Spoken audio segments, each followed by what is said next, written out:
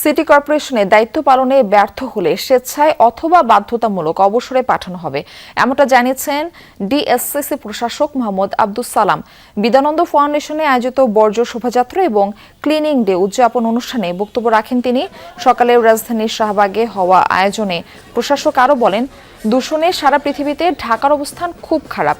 তিনি জানান, সিটি পরিষ্কার পরিচ্ছন্ন না রাখতে পারলে আরও খারাপ হবে পরিস্থিতি।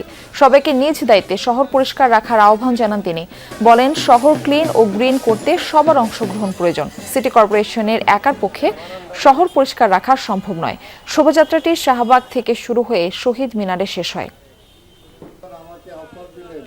আমি আসার পরে তাদের দায়িত্ব জ্ঞান বলেছি, যার যার যে দায়িত্ব আছে সে পালন করতে হবে, আর না হয় স্বেচ্ছায় অবসর নিতে হবে, আর নাহলে তাকে আমরা অবসর দিতে বাধ্য হব।